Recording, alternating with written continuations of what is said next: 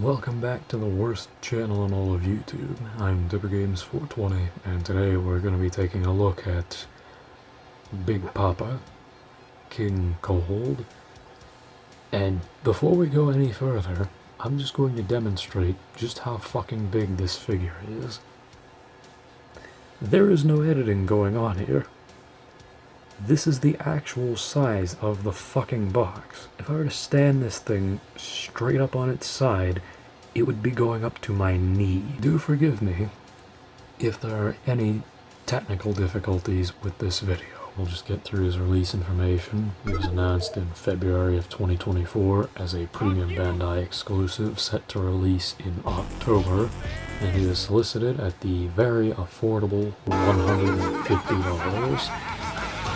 All that out of the way, let's try to take a look at his box. Because of just how massive this box is, I'm having to stand up to shoot this section. So let's take a look at his box. You got product shot of him on the front, all the usual logos, designed by Tamashii Nations in Japan, Bandai Spirits made in Vietnam. That will come into play later. His name, clear window that shows a little bit of him on the front. On the side here, we have his name on a clear window, his name on the cardboard. On the bottom, you get a picture of his foot, his name, full body shot of him. On the side, you get his name, his face, and a shot of his pauldron and him holding Trunks' disproportionate, magically resizing sword. On the top, you get a clear window, shows a little bit more of the inside of the box, him holding said sword, his face. Then on the very back of the box, you got some product shots, a couple blurbs.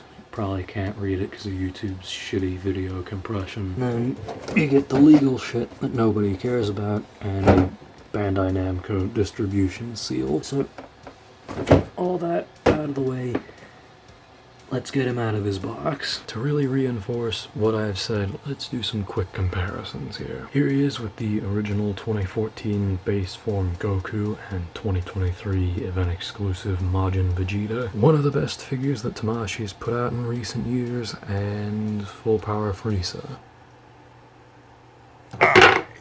The monkeys. Coincidentally enough, these two serve a dual purpose, as they are both his sons, and two shining examples of what happens when Tamashii actually gives a shit about the figures they're making. And lastly, here he is with Figure of the Year 2024, and oh my god guys, it's the original Goku Black, for real, oh god, no cap, skibbity Ohio, got Riz.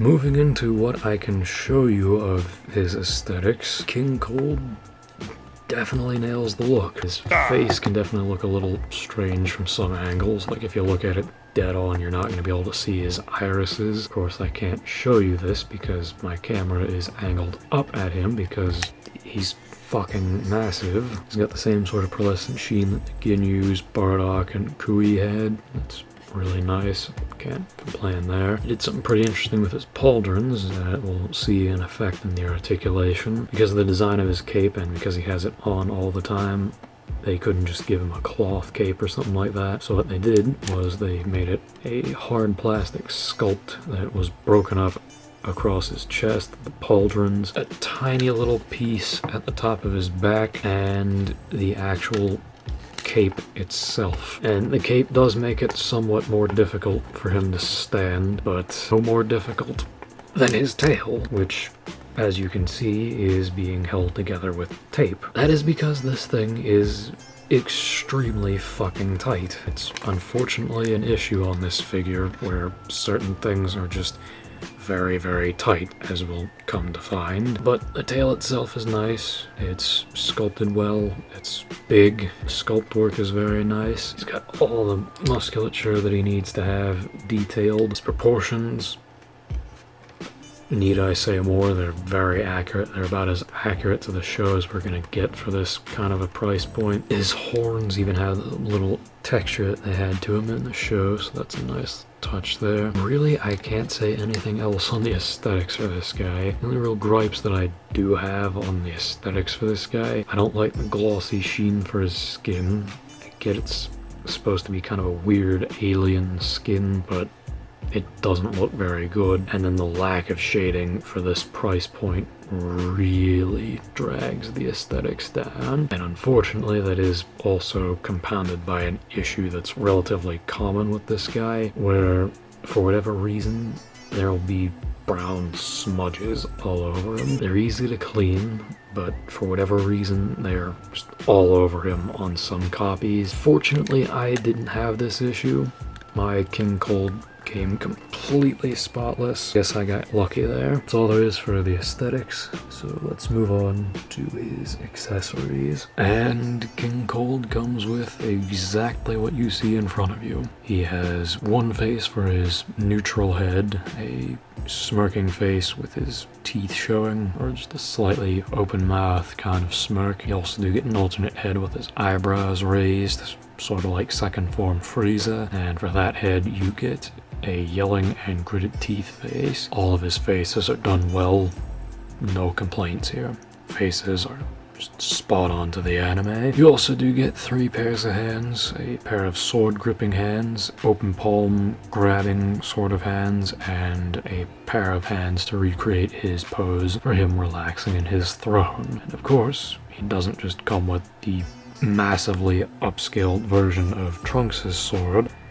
He also comes with his throne, because there's really not a lot else you could have done with King Cold, just given how little screen time he had in the grand scheme of things. You also do get an alternate cape piece to sort of compensate for him sitting in his throne, and then you do get a pair of folded arms, which I've only ever managed to get on him once, and they're not fun to put on, which is to say, they're folded arms from Figuarts. They're probably not going to be very fun to put on the figure. To be completely frank, while I definitely think the throne is a little gimmicky, again, there's not much they could have done given the character they're working with here. So, if you ask me, this is a perfectly fine batch of accessories given the size of the figure and who he is. I mean, like a DLC Trunks face probably would have been fine. But really I can't think of anything else past that. To demonstrate to you as much of King Cold's articulation as his size is going to allow me to, his head is unfortunately on a ball hinge, but it can look up about that far, down about that far with help from the neck. His neck doesn't go side to side. Oh, no, it can go side to side. Really tight. His pauldrons can move up, no problem, and they allow for his shoulder to go up all the way. Don't worry about him, he's just taking foreshadowing advice from the amazing Digital Circus. He'll get totally spoiled! This is as far forward as I'm willing to push his shoulder, because it is extremely fucking tight. Yeah, and the butterfly socket is also saying hello. His shoulder can cross his chest about... Oh yeah, his shoulder can basically cleanly cross his chest if you don't care about breaking the sculpt at all. If you do care, then you still do get some pretty decent range out of his shoulder. Full 360 out of his bicep, double joint at the elbow, swivel at his gauntlet, wrist pivot, and swivel. His cape is connected by 2 hinges going into his back, so you don't get any rotation, but it does go back all the way in. His tail is on a straight ball peg. It can rotate a little bit, but I will warn you, this is extremely fucking tight, so do be careful with it. Mine, when I first pegged it in, was literally so tight it didn't move, period. Past that, he's got 2 reinforced ball hinges in his tail that can pivot and swivel, no problem. If I can actually get them to go here. Had to remove his cape to demonstrate the torso articulation, but he can lean about that far forward, that far back, some tilt, but it is extremely squeaky. He can kick that far forward, but because of his design, he cannot kick back for shit. Full 360 out of the thigh swivel, which is really nice. Can split about that far out to the side. Double joint at the knee, and a ball hinge at the ankle that goes that far down, that far up. Not a tremendous amount in, but a little bit out. One last warning with his articulation. His legs are very, very loose on mine. They don't pop off or anything, but they are more tedious to make him hold a pose with. Yeah, not great on the QC front. So in the end, what do I think of King Cold?